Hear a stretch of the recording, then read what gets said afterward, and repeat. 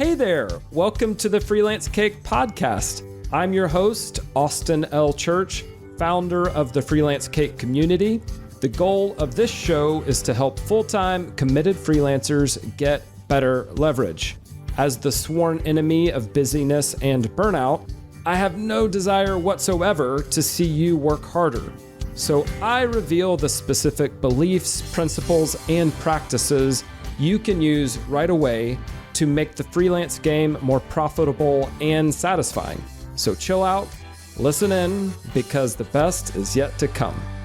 Welcome to another episode of the Freelance Cake podcast. Most freelancers spend years trying to reach a certain level of success, but what happens when you get there? What happens when you've built a thriving business, achieved some financial freedom, and then realize there's still another chapter waiting for you? My guest today is Ross Simmonds.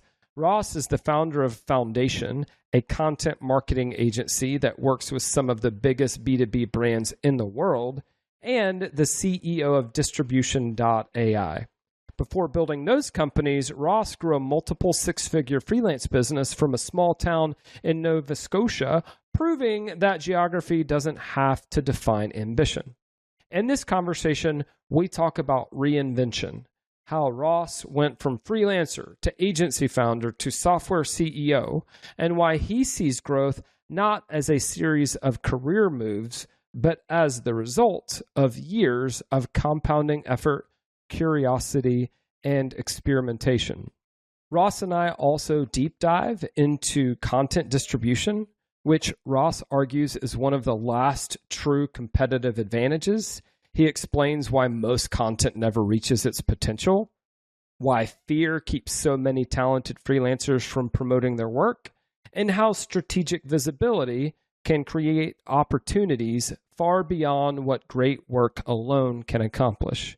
We discuss public speaking, personal brand building, AI, and why the freelancers who thrive in the years ahead won't be necessarily the ones with the best tools, but will be the ones who continue sharpening their expertise and sharing it with the world. If you've been wondering what your next chapter could look like, or whether you've outgrown the limits you've placed on yourself, you're going to get a lot from this episode. All right, sit back and enjoy my conversation with Ross Simmonds. Ross, I'm very thankful that you replied to a message and an email from a total stranger / bozo, this guy, and agreed to speak, in part because, and I told you this right before we started recording, one of my community members reached out to say how excited she was to know that you're speaking, in part because she read your book.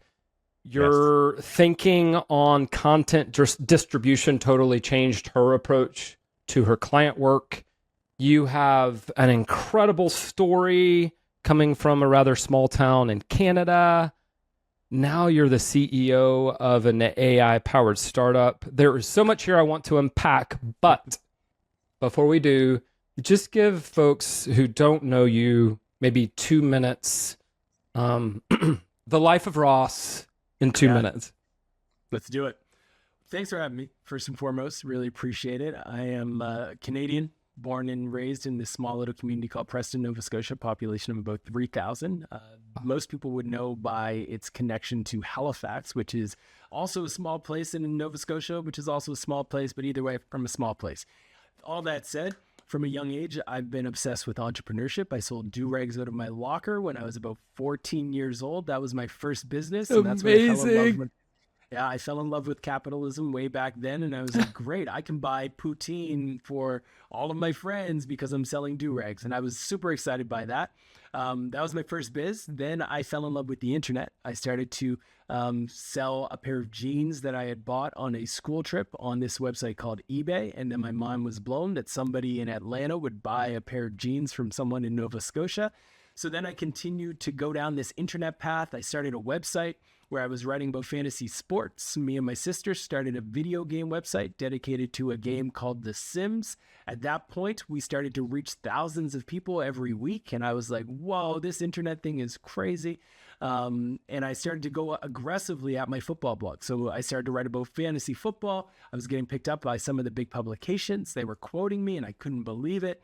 I was living in my parents' basement. At this point, I just started university and I was like, I'm like making money off of this thing. I was studying marketing while in university, but my marks started to drop. My mom brought me into the living room and had a tough conversation about how my marks were going to drop and I needed to shift my focus to business and marketing. So I started a blog called rawsimmonds.com, started to write about marketing. A company called Bacardi reached out to me in this little province called Nova Scotia. And they were like, can we fly you down to Miami to teach our C-suite on how to do marketing to Gen Y? At that time, Gen Y was young and hip and cool. So they brought me down. I did a session with them. The light bulbs went off that if I keep creating content on the internet, then I might be able to reach more brands like Bacardi. I get flown to Miami. Flying to Miami, get out of the Canadian winters. And I was like, cool, this is a fun life. So I just started to write, created more and more content. More and more brands started to reach out and want work. I started to do that work, spun up a company called Foundation at the time, as well as a bunch of other companies. I've started cleaning companies. I've started coffee companies. I've started more fantasy websites. I started a vegan plant-based website. I started a barbecue website. I do all kinds of different things. And then, I had a child and my work into the late evenings of 3 a.m. were no longer feasible. So I started to hire and build a team. And then that team continued to grow and build software companies, invest in software companies, continue to write about content, create YouTube videos about content, bigger brands, bigger team, continue to grow, continue to compound. Today, we are a 50 plus person marketing firm that works with some of the biggest B2B brands in the world. I've written a book. I partner with brands like Reddit and LinkedIn and HubSpot on content all the time. I run a company called Distribution.ai. I'm an angel investor in a ton of different startups, some successes, some failures, but that's a part of the game. And I am a dad of 3 and entrepreneur, lover of business, and super excited to be here with you. It's going to be fun. I mean, that was way longer than 2 minutes, though. Oh, it was worth it, though. That was worth it. I'm like, could he do that again? I'm like, probably so. My entrepreneurial start was not do-rags, but origami. Okay. Nice. I love that. And there were so many parallels in your story, but rather than like hard relate to everything you just talked about, I do want to get into some of the questions that I spent some time thinking through because we have this audience of more advanced freelancers. A lot of them are creating content for lead gen. A lot of them are creating content for clients. Yeah. But let me back up. Yep. You were a solo freelancer for a while there. Yep. You kind of accomplished or grabbed a hold of the holy grail, right? Which was multiple 6 figures. That's before you even turned 30. Yeah. You're from this small town. You don't have an elite network. You don't have the convenience that you would have in a big city of being able to just drive to opportunities. So a lot of folks would have just, I don't know, made excuses or kind of stayed exactly where they were, but you decided at some point that the ceiling you saw was a choice rather than a true limit. Right. How would you respond to all that, right? Like, because there's every reason that you should not have accomplished a lot of what you have, given tiny town in Canada, right? Yeah, for sure. I think coming from a small town, having no connections in marketing, having no idea who or what someone would look like that was in tech, like technology in that world is not something that I grew up around. My parents were like in like healthcare and childcare. My grandparents were in paving or staying at home. Like this was not a world that I grew up knowing things about. Right. But I was a geek and I obsessed deeply over the internet. And I think it was through that the biggest privilege that I think I actually had was parents who supported my geekiness. and Ooh. encouraged me to stay geeky and embrace the nerdiness of this internet thing. So they allowed me to kind of just pursue it. They didn't know what I was doing. They still probably don't know what I'm doing. I would say with high levels of confidence, they have no clue what in the world that I do. But that was my only advantage. And I could have gave up, but I had a chip on my shoulder truly where I kind of just wanted to prove to myself and others that like, no, it doesn't actually matter. We live in a digital world where you can reach anyone with this internet thing. You can send an email to anyone and magical things can happen. Wow. And when I was in university, I tested this hypothesis. I came across, I don't know if anyone's going to be familiar with this old adage, I'm aging myself.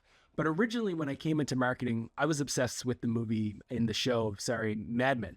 So I loved the philosophy of traditional advertising, not digital, just good old fashioned traditional.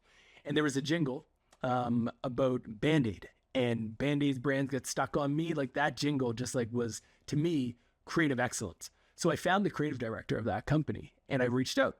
And to me, that was like me meeting magic, like Michael Jordan of advertising. Like this guy created a commercial for Band-Aids and he wrote me back. He wrote you back. That moment, he just wrote me back. And I was like, at that moment, I realized like you can reach anyone. It doesn't matter where you're at. It doesn't matter what you look like. You just gotta, if you have an email, you have coffee and Wi-Fi, you can reach anyone. So why can't you get an e-transfer from someone too? Like, why can't you get a wire sent to your bank account? You probably can if you add enough value. So I just like locked in and believed that I could. And then over the years, just decided that I would live by a simple hypothesis, which was if I give the value, the internet will give me value back. That has truly been ingrained as a principle in my mind for the last 20 years. And it's a hypothesis that at the time I didn't know if it was true, but I believed to be true. If I give value to the internet will give value to me back. And it's worked. It really did. Wow. You made me think of this one really small interaction I had with my grandmother, and it's going to make her sound terrible, but stick with me. I broke my leg in 8th grade playing football, and she overheard me whining to myself. And I was like limping around on my crutches, and I said, "Why me?" And she turned to me and she said, "Well, why not you?" Right. What's funny, and I can't say that I was like all that mature at the time, so maybe this was out of character, but I actually internalized it. And I thought, well, if it's true of negative things, it could be true of positive things too. It's true. So I hear that in you. Some of that, it sounds like, was nurtured in you by your parents. Some of it was like reinforced when you had the courage to just reach out to someone you admired.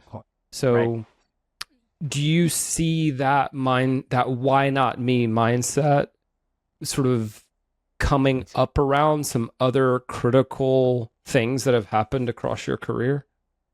I think for me, I've had that, but the biggest piece, which is not something that I've probably admitted much to other folks outside of my own immediate family, is that I am very much I don't want to call myself petty, but if someone tells me I can't do something, it fires me up to show them that I can.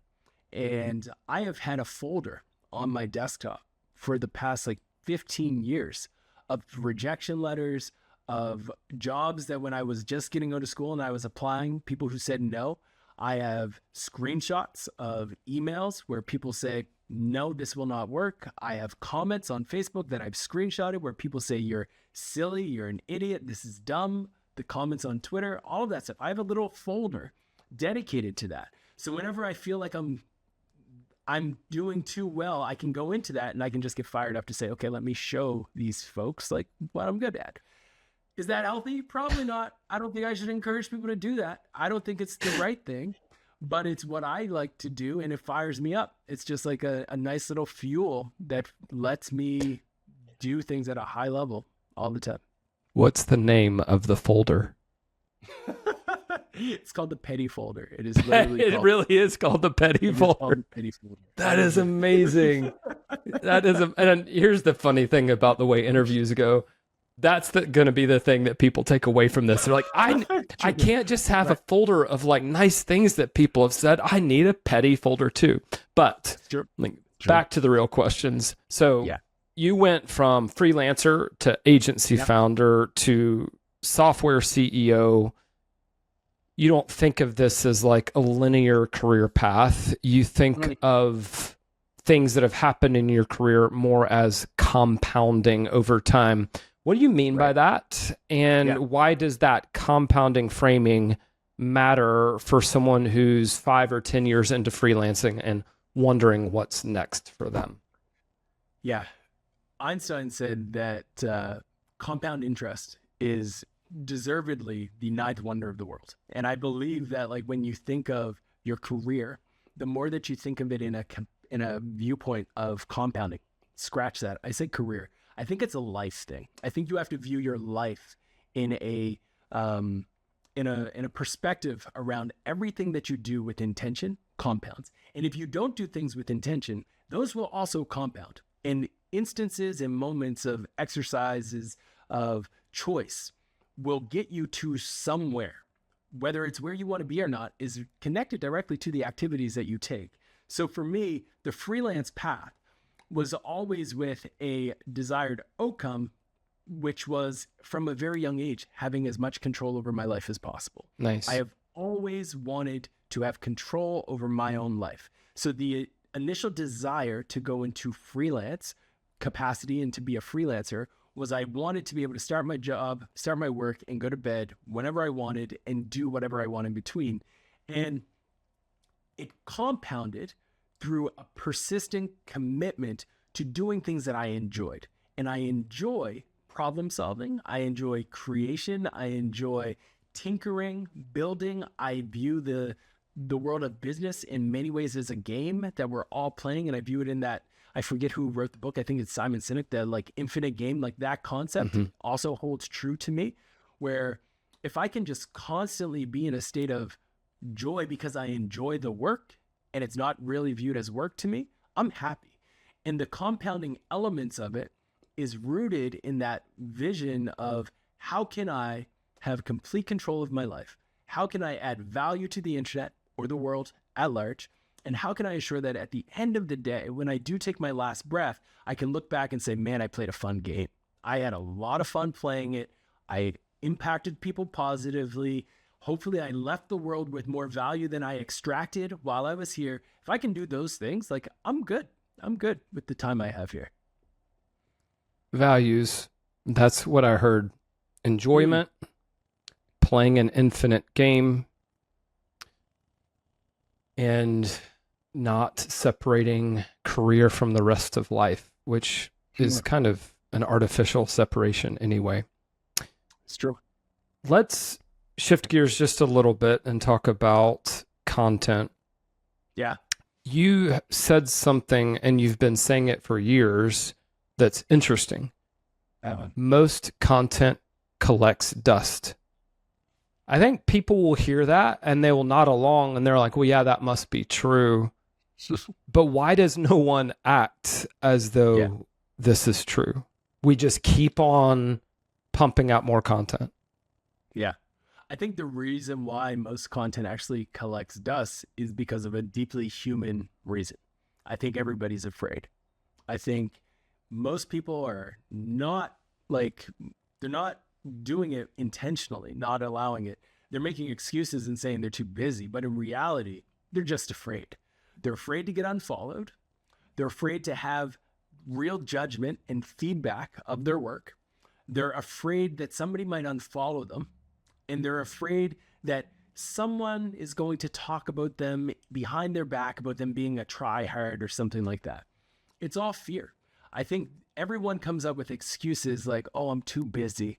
I've got so much on the go. I just wish I had more time to promote my content. You have the time, especially in today's day and age when you have tools and technology to allow you to accelerate this stuff and to schedule it and promote it. Like I built a platform, Distribution.ai, where you can schedule content for months in advance, right? But the real reason is because people are afraid. They're afraid that a post goes live on X or LinkedIn or Threads or Blue Sky or Mastodon or Reddit, whatever, and someone says, I think you're silly here. I don't think this makes sense. Whoa. Then all of the emotions come out. Or they're afraid that they're going to put out a post on LinkedIn and then their friends or their colleagues or their boss is going to say, why'd you put up that post? Oh, feelings. That's the real reason why content collects dust. Everyone pretends that it's because they don't have time, but it's actually because everyone is afraid. And they need a petty folder. Yes, exactly. People do need something to motivate. I do think though, like it's a good insight, Austin, like internalize for yourself, what is stopping you from actually getting where you want to be? Are you not there because you're afraid? You don't want to be judged. You don't want to look a certain way in front of your boss, your manager, etc. Like, is that really? And then ask yourself, are you okay never getting there? Because then, cool, that's your decision. But if you actually deeply, truly do want to get there, then you do have to shift your behavior. And for me, I can use that petty folder to be like, okay, right, I still have to prove this to these folks, even though it's toxic. I know, I get it, but like, I can still use that as some fuel. So for me, I think that's what I would encourage your listeners to do, because a lot of freelancers, when they're even at the, like, let's say you're at 100K. If you're not at 100K, you have zero excuse to not be promoting your content. Let's put that out there. If you're not at 100K, it makes absolutely no sense to me why you're afraid. You have to get to at least 6 figures in today's economy. So please go promote your work. After that though, then you have to ask yourself about the different levels, okay? Like, can you get to 250? Can you get to 300? Can you get to 400? Where do you believe is the number that's going to make you satisfied and happy? And if you are actually content and you're pretending that you're not, then you're content. But if you actually truly want to get higher, the only way to do that is to increase the sample size of the people that you reach. So promote your content. Oh, you just press publish on a blog post, a YouTube video, a podcast. What have you done with it? Are you promoting it? Are you amplifying it? You should be promoting it every other day. Yeah. And then people will say, well, Ross, what if the person who sees it, people are going to unfollow me because they've seen it so many times? No one cares. Everyone is busy.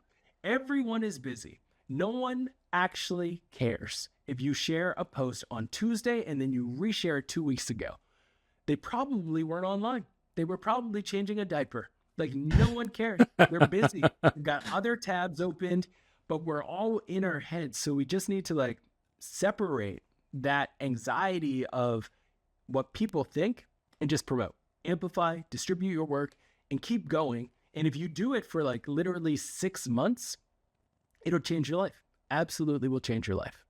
Yeah, I think you're so right about fear. I remember when I finally got serious about posting on LinkedIn and I finally attracted my first like bona fide troll. Right. And he just got all up in the landscaping in my front yard. Like, this is my front yard. What are you doing in my front yard? Right. And he didn't care about me and he wasn't taking the ideas seriously. He was just trying to draw attention to himself. Right. And you know what, Ross? I lived. Right. Like, it didn't kill me. Like, it doesn't kill you. And eventually he just faded away. Like, he lost interest. I don't think I was an easy target at the end of the day. I compared notes with a couple of friends. What do you do? And one of them said, oh, I just block people immediately. Right. And I'm like, but wait, what about like the fair exchange of ideas or like free speech or all that? He's like, my front yard. I don't have to let people crap in my front yard. Sure. You don't. You absolutely And don't. so I just think you're so right about the fear and about needing to like ask yourself what is on the other side of it. Is it realistic to get to 250K or 300K or 400K if I stay the same? Right. And when you like put it in that framing. But another thing that you said in your book, and this is pretty pivotal in the book, you based the whole thing on this counterintuitive ratio. Spend 20% of your time creating, 80% distributing.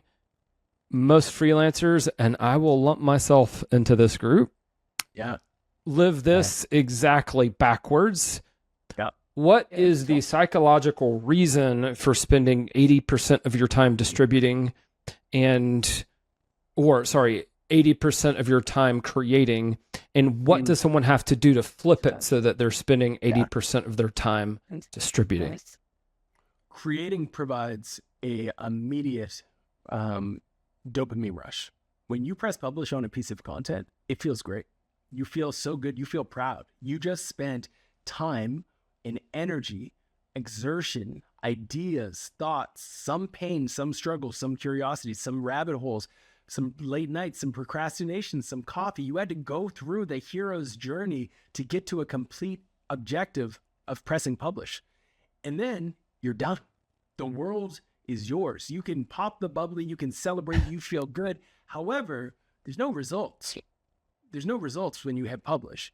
You get the results after people consume the thing that you've created and they decide that it was worthwhile for them to reach out, that they decide it's worth linking to, that it's worth reaching out to you, it's worth hitting that share button, repost, reshare, email, share in Slack, all of those things. But we already had our dopamine rush because we hit publish. So what do we want as humans? We want that again. So we go straight back to our computers, we plug in our headphones and we're going through the hero's journey and we hit publish again and we get that dopamine rush and we hit it, we hit publish, we pop the bubbly. The cycle continues over and over and over again. And we're talking in general terms and not about me, correct? Right, exactly. And then we cross our fingers and hope that maybe that piece that we created was so good that someone will pick it up. That maybe someday someone will read or watch or listen to the thing that we created and it's going to go viral. That someone's going to share it, someone's going to sign up for our podcasts, someone's going to subscribe, someone's going to become a member of your thing, whatever it might be. But when it comes to distribution, you have a whole different game. The game is not just, let's just press publish and go through the turmoil of amplification because it's short. To promote a post, it takes less than a minute, maybe 2, maybe 3, right? It doesn't take a lot of time. So the reward and the feeling of execution isn't as much because if you're doing it right, you're also scheduling the content into the future, which is thinking about the future you. And nobody ever thinks about the future them. They only think about the short term. So you have to schedule things for the future version of you. You have to make sure that stuff's amplified in the future. And for humans, that's tough because you don't get that constant stream of dopamine that you used to. But if you can make a mental switch where you say, I'm going to feel the greatness of creation, but instead of viewing the job as done at that moment, I'm going to view it as halftime. And now I'm going to spend the same amount of time, just spend the same amount of time as a starting point that you did creating, promoting it. So what does that look like? It means let's pretend that you created a podcast series and you're interviewing a specific type of niche. Let's pretend for ease of use, you're a freelancer and you're interviewing people in the healthcare space. So what I'm going to do, I'm going to feel good after pressing publish on a great interview with someone. It goes up on Spotify, it goes up on Apple, all those things are great. I'm now going to write a blog post that talks about the interview. I'm going to embed the video with it directly at the top. I'm going to share that blog post on LinkedIn. I'm going to share it on X. I'm going to share it on Facebook. And then eventually I'm going to find a Facebook group with my ICP, my ideal customers, where they're spending time. I'm going to join that group and I'm going to share the link in there too. Now, for most freelancers, they're probably saying, cool, that's a lot. I'm done. I'm not done. Then you're going to share it on your Instagram story. You're going to also probably ask yourself, can I turn this same blog post into an article on my LinkedIn? Then you're going to use the scheduling tool to make sure that you're active on different channels all the time, promoting that same piece. You're going to take the podcast, identify the money moments, which are the key moments where the interviewer asked the interviewee a key thing that you can cut up and chop up and then turn them into social clips. You're not going to release them to the world all at once. You're going to take them and you're going to trick them out on Instagram Reels, share them on TikTok, share them on LinkedIn. You're going to, again, schedule this out so you can go and hang out with your family, hang out with your friends, do more podcast creation, but you're going to have all of these video assets going out there with links to the blog post that you created or to the podcast. You're going to write an email that goes out to your email list promoting it. And you do that, eventually the amount of time and energy that went into the promotion will match the amount of time that went into the creation. And that creation will finally pay the amount of ROI that it required to actually do it. Because for some of us, we'll spend 50 hours working on a piece. And if we take our hourly rate and we multiply it by 50, that's the cost of the asset that you produced. And then we don't do anything to promote it. Whoa, what a waste. That's wild. So that's the way that I would think about it. I love the halftime analogy. Made me think of Nir Eyal. I think he wrote Indistractable, wrote a couple of other books too. I'm blanking. He just had one that came out. I think it's called Beyond Belief. Cool. I haven't read it. Well, he had this, I listened to an interview with him recently, and it applies here to this halftime idea. He would get stuck while writing books, and it was just so difficult. It was maybe kind of boring. And he put a Post-it note next to his computer that says, "This is what getting better feels like." That's cool. And so I think that's what you're describing. We're tempted to just chase the next dopamine hit, or to even like put our feet up, pop the bubbly, like you said, and celebrate. But that's exactly when the distribution engine should kick on. And even if it's, I don't know, less enjoyable in the moment. Yeah. And it is going to be less enjoyable for many, because it's like you have to approach that fear of being judged. Yes, it's not even neutral. It's pressing proactively into fear. And yet, I know you're right. I know you're right, Ross, because when I think about the creators and the folks whose content is just amazing, I look at it and I think, wow, that took a lot of effort. And then I think, and I've actually seen that before from them. Like they play their greatest hits.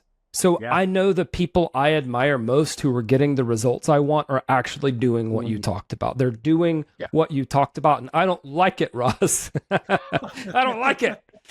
It's true. So most people think that distribution just means posting on social media. You've already walked us through what distribution means, really. But what does it mean at the level where you now operate as like the CEO of Distribution.ai and the leader of this 50-person team? Yeah. So distribution is not exclusively around how can I take this one blog post and spread it. Like distribution to me represents, in many ways, one of the few competitive advantages left in marketing and business. When you look at the ability to now build apps with coding tools like Lovable, Replit, Codex, etc., like it's never been easier to build your own app.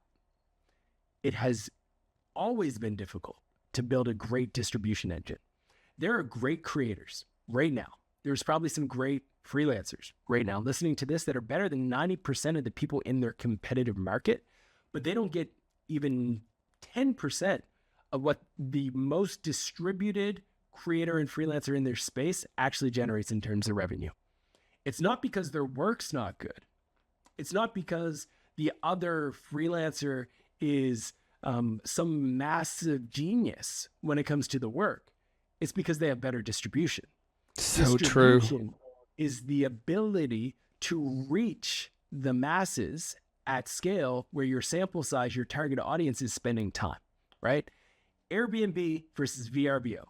Airbnb had the first distribution through Craigslist, where they reached out to people via Craigslist to actually get them to do short-term rentals. Brilliant distribution.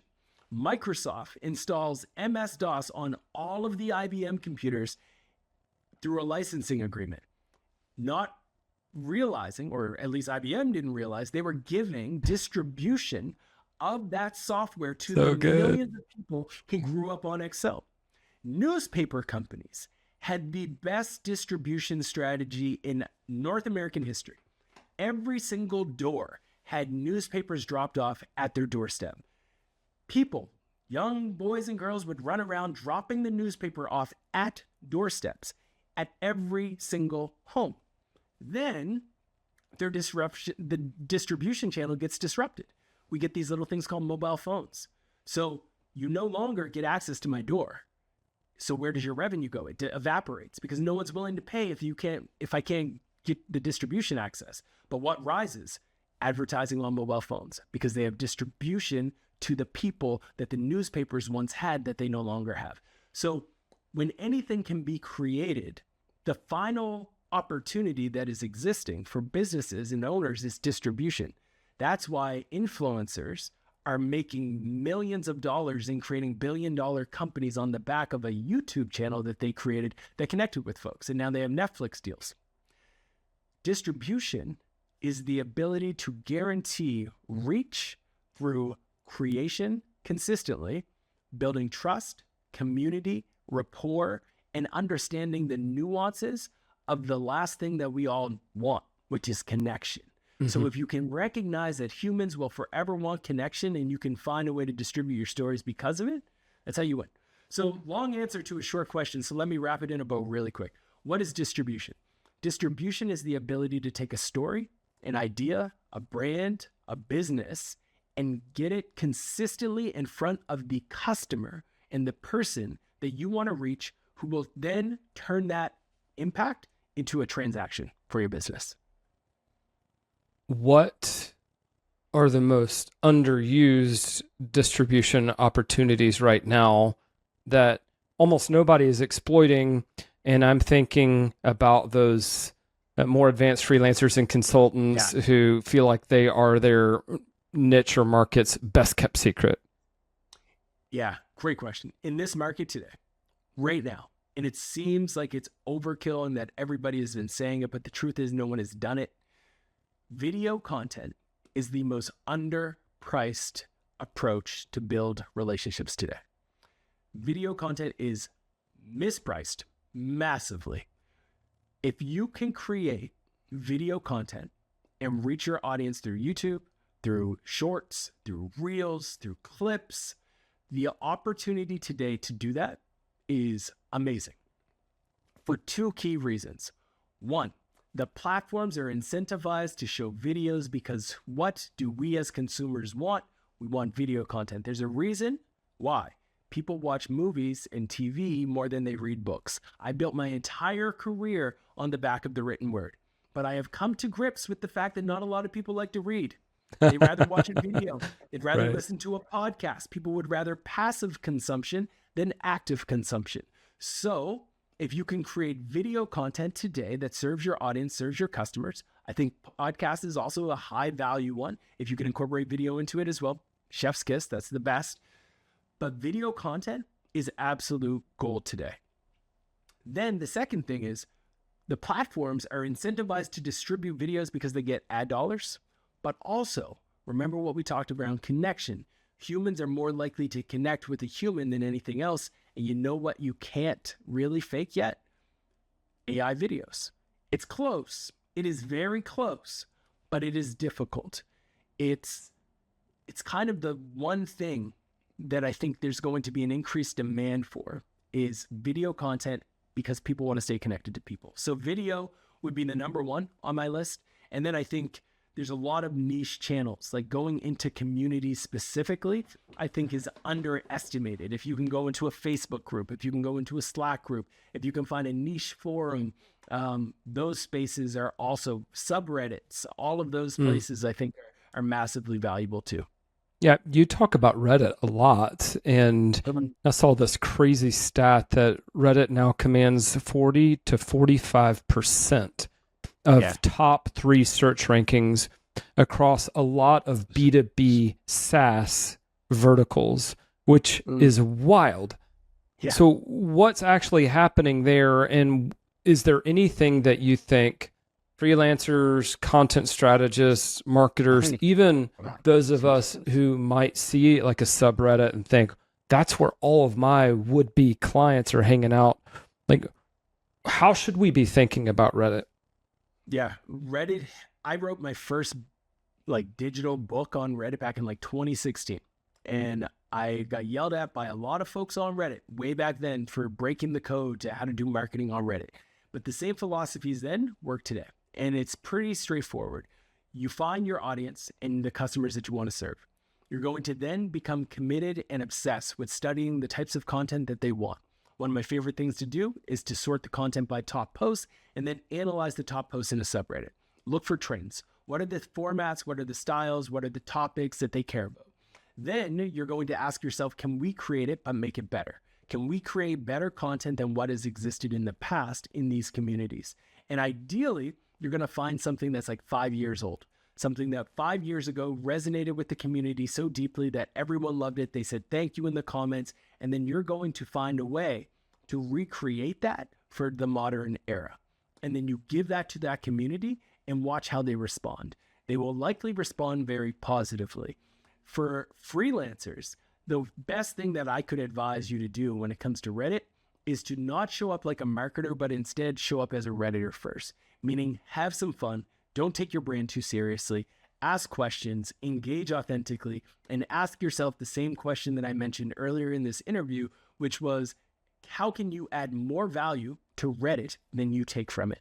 Go in with that pure intention of educating people, engaging them, entertaining them, or empowering them, and you'll win. So good. I think that's true of a lot of marketing. Are you having fun with it? Are you giving generously? And don't be surprised if that comes back to you versus just pitching or promoting in a way that is not valuable to other people. So we've talked a little bit about distribution. We've talked about content. We'd be remiss to not talk about AI. Now, you have heard as much as I have that AI is coming for my job. AI is going to replace you. And you have actually been pretty vocal about saying the opposite. So what is your version of the AI narrative, and what do you think most people are getting wrong in that AI conversation right now? I think if you give a good marketer AI, you'll get good marketing faster. If you give a great marketer AI, you'll get great marketing faster. If you give an exceptional 1%er AI, you'll get exceptional 1% level marketing faster.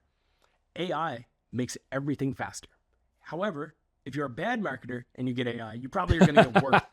Probably going to be worse. It's probably going to be a little bit worse than because you have no taste, right? Like I think it comes down to the person who is using the tool is more important than a lot of other technologies that we've used.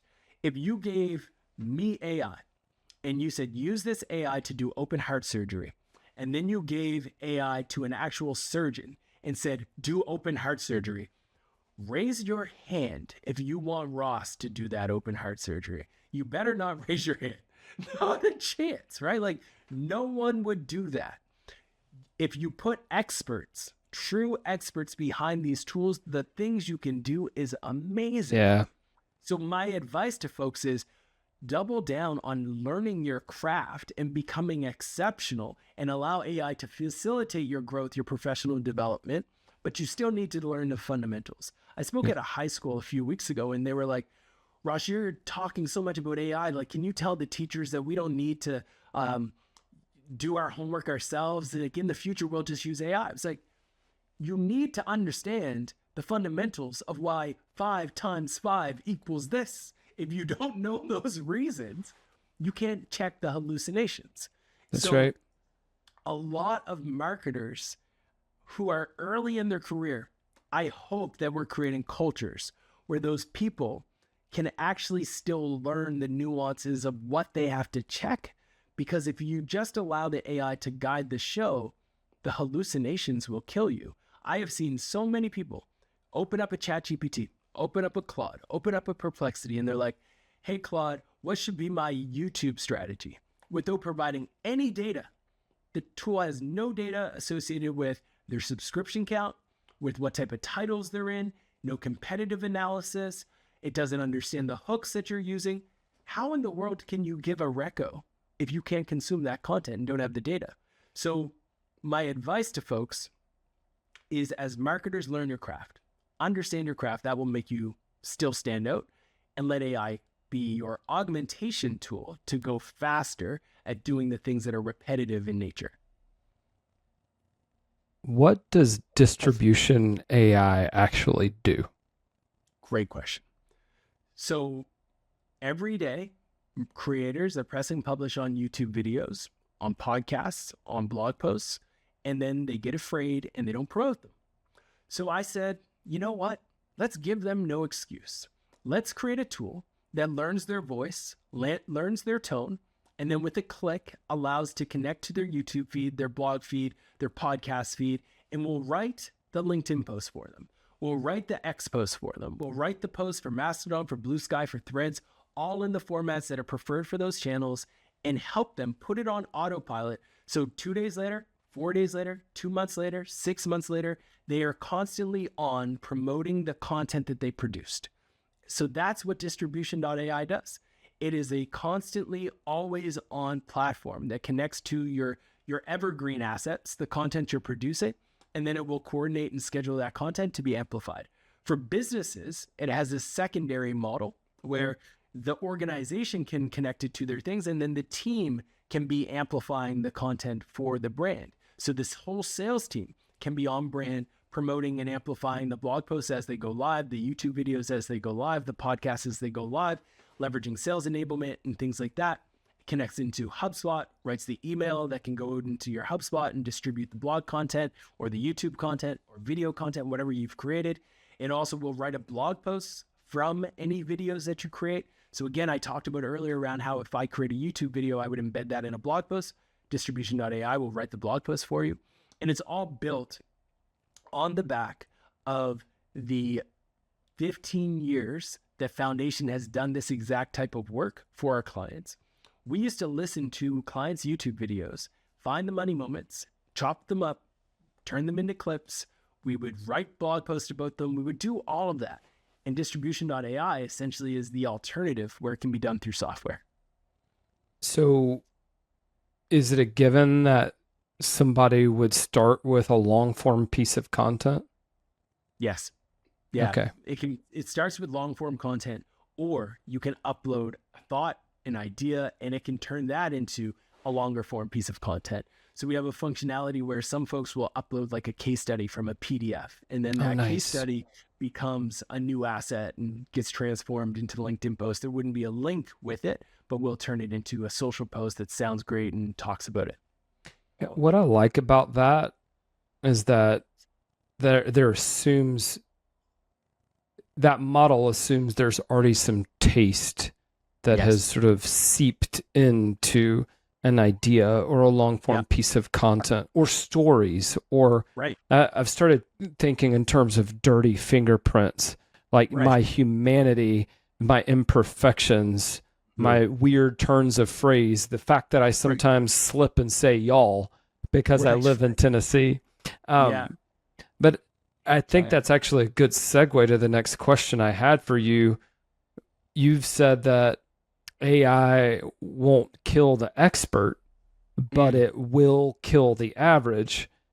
And so even something like Distribution AI, if there's no real point of view there, there's no real expertise.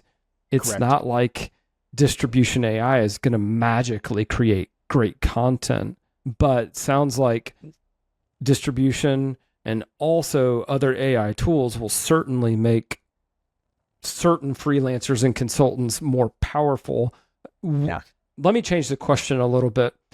What do freelancers and consultants need to do so that they're less likely to be replaced by AI? It's so basic, Austin. It's going to sound so basic. Do good work. I know it's like the most basic answer in the world, but like if you do good work, you can't be replaced. There will always be a demand for people who do good work. And if you do it on time, even more brownie points for you. Most people don't do what they say they're going to do. Most people do not do what they say they will do. They'll tell a client, I'll get that to you Friday, and then they don't. The bar is not high. The bar is not that high in business. I wish it was higher, but I've seen a lot of things, and a lot of freelancers are holding themselves back from their own dreams because the like imposter syndrome, the lack of confidence, the thought that they're not as good as, like, you're probably better than some of the big firms that make millions of dollars every month. And it's like you can compete with them. You just have to do good work and take your work seriously. If you take your work seriously and you are committed to your craft, you win. You really do. I think that is, but here's the tricky part. You can do that great work, but if you don't have the opportunity to do the great work, then you're never going to win because you're stuck. So let me flip this a bit, because as much as I wish just doing the good work would be enough, it's kind of not, because you have to do good work with the right businesses and the right orgs. So if you stay with the like $1,000 projects, $2,000 projects, and that's like all you're touching, you're really going to have a hard time getting up to the 10, the 20, the 30, the 50, the $60,000 projects.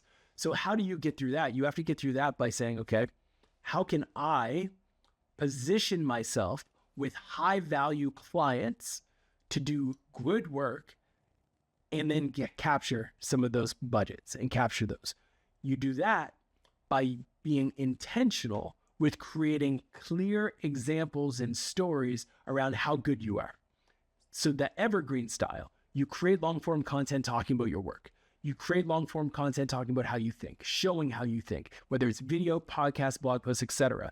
You show people how strategic you can think, but you make sure that that then gets distributed to the people in the orgs that you want to reach. So for me, when I was a young pup, just getting started in the industry, I wrote a blog post about how to do marketing to Gen Y. And that's how Bacardi found me. Then I wrote another piece. It was, these are the 20 best practices for software onboarding. I had no experience in software. I just signed up for a bunch of software companies, websites, took But you had some taste, and you're like, well, that sucked, and that was much better. And I described it in detail, and then I had like 4 SaaS companies reach out to me and say, hey, do you do marketing? Do you create content for SaaS companies? I was like, no, but I can. I do now. I do now. And then over time, it just compounds. So my answer to the question is like, what can marketers, freelancers do? Show how good you are, and then be relentless at distributing those stories. Show the world how good you are, and be vulnerable in showing how good you are. Give away all the sauce, and then get it in front of the right people. And it strikes me that distribution comes back into the conversation here, because if you're always creating the next net new piece of content, it's like you never get your head above water. You can never get ahead. Kendall Cherry is a friend of mine. She's also one of the speakers at Advanced Freelancer Summit, and she recycles a crap ton of content. Right. What that enabled her to do, though, was spend a lot more time on case studies. Smart. So because she is recycling old content with an emphasis on her greatest hits, right? That means the little bit of time she has to work on new content, it's the type of content that could actually get her a client. It's those types of posts that you were talking about, because it's not like you wrote either of those posts in 30 minutes. Like, those were deep and involved and took time.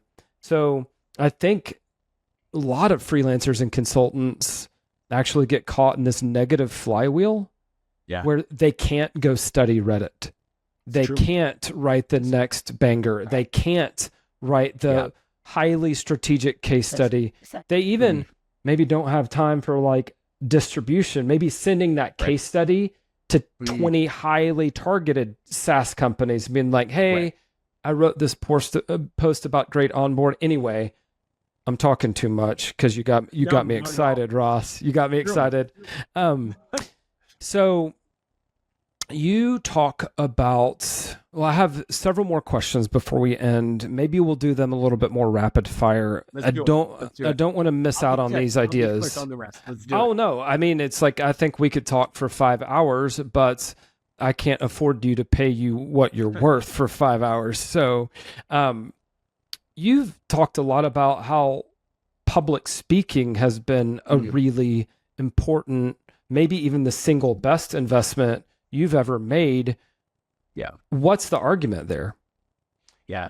You own a room when you can come across as the expert. So for me, when I go and speak at an event, my nickname in junior high was Shy Ross. I wasn't an extrovert by nature. I read a blog post that told me if you want to do well in marketing, you have to learn how to do public speaking. And I was like, oh, okay, gotta figure this out.